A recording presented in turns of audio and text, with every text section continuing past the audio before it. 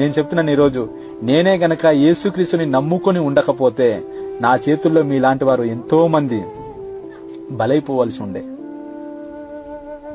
నేనే గనక యేసుక్రీస్తుని నమ్ముకొని ఉండకపోతే గనక నా చేతుల్లో చాలా మంది చచ్చిపోవలసినటువంటి పరిస్థితి ఉండే. నేనే గనక యేసుక్రీస్తుని నమ్ముకొని ఉండకపోతే చాలా మంది ఆడపిల్లల జీవితాలు పాడైపోతుండే. నేనే గనక యేసుక్రీస్తుని నమ్ముకొని ఉండకపోతే గనక మీలాంటి వాళ్ళని ఎంతో మందిని ఈ పాటికి పైకి పంపించేటటువంటి పరిస్థితి ఉండే.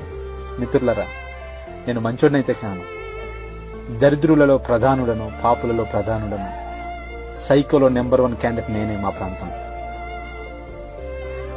ఏజెన్సీ ట్రైబల్ ఏరియా ఒక 5-10 సంవత్సరాల క్రితం ఎలా ఉందో ఒకసారి న్యూస్ చూడండి, న్యూస్ ఛానల్ చూడండి. అసలు ఏం జరుగుతుండేది కూడా మీకు తెలుసు. ఇలాంటి పరిస్థితి ఉంది. ఎన్నో ప్రభుత్వాలు మారుకుంటూ వచ్చాయి. ఎంతో మంది అధికారులు మా ప్రాంతాలకు వచ్చినారు. ఎంతో మంది రాజకీయ నాయకులు మా ప్రాంతాలకు వచ్చినారు.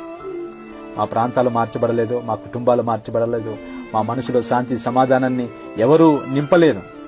ఒక రాజకీయ నాయకురాలన్నది ఏమన్నదంటే, ఎన్నో ప్రభుత్వాలు మారాయి కానీ ఈ ఏజెన్సీ ప్రాంతం మార్చబడలేదు. ఎంతో మంది రాజకీయ నాయకులు అడుగుపెట్టడం అనేది జరిగింది కానీ ఏ కుటుంబం మార్చబడలేదు.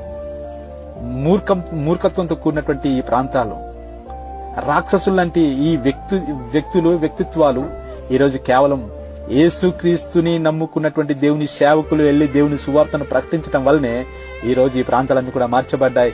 ఈ రోజు మమ్మల్ని ప్రేమగా పలకరిస్తున్నారు.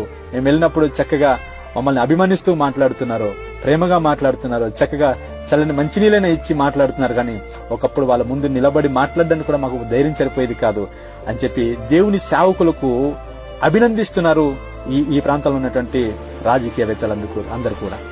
మీరు అంటున్నారు ఏజెన్సీ ప్రాంతం అంతా కూడా పాడి చేస్తున్నారు, ఇదంతా మతం మార్పిడి చేస్తున్నారు అని చెప్పేసి మీరు అంటున్నారు. కానీ వాస్తవానికి మేము మతం మార్పిడి చేయట్లేదండి. మనసు మార్చుకోమని చెప్తున్నా. మనసు మార్చుకుంటేనే తప్ప మతం మార్చే ప్రయోజనం అనేది లేదు.